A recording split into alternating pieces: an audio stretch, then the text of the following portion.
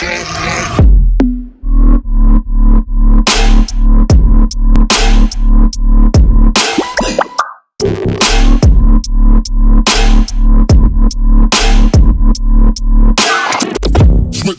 that's what's exciting, guys, with the opportunity that we have at hands is that people who maybe not had success in these other type of roles or positions can come in here and literally utilize their work ethic with their desire to win to find results they never thought they could ever get.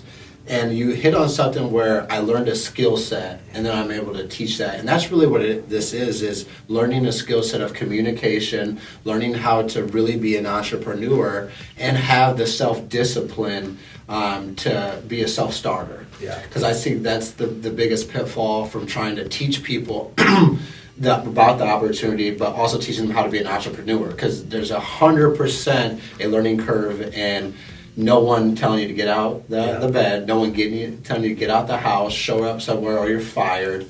And but that's cool to hear your story, man, and I'm glad for you to share because I think it's important that you got into this industry almost by not a mistake, but just out of the blue, more or less. And then I was not looking to become an insurance agent. I don't think anybody wakes up when they're a little kid and says, when I grow up, I dream of being an insurance agent. That never. Doesn't happen. No, not at all. But that's what's cool is you can literally utilize your work ethic to get to points where you want to go here if you just don't quit. Yeah, work ethic and skill set over influence. I mean, at the end of the day, previous industry, if you wanted to find success, you truly had to have influence. Yeah. At the end of the day, I'm trying to be as politically correct with this as possible, but like if you were like kind of a weird guy, like you weren't recruiting anybody, and it's like maybe like the guy who maybe didn't have a lot of friends in high school, he struggled with that industry because it was all recruiting based, friends and family, and he was the guy who had to go to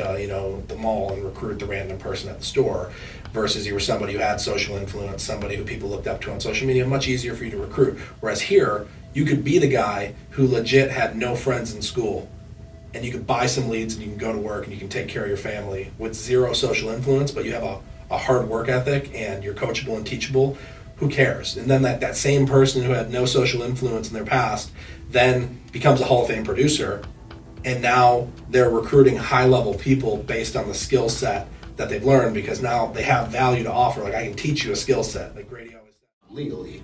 And that's, a similar story of myself is, I came into this with no social skills, truthfully, and I feel like this opportunity has really helped me break out of a shell and to step into the person that I always could have been. But I don't know if I ever would have gotten to this point without getting into entrepreneurship and self-employment. Yeah, I mean, you shared with me, like, I remember when I first met you back in Florida, a year and a half ago, and it was like, how much confidence you had gained from when you first started to that point. And then even from that point now, a year and a half later to now, it's like you would never know that you had any confidence issues in this business looking at you now today. Yeah. But it's like you can take somebody who is terrified of public speaking, who's terrified of what people think of them, and then they do this business for a year and a half, and it's like they're a totally transformed individual. Well, it's a whole process of getting uncomfortable. Yeah.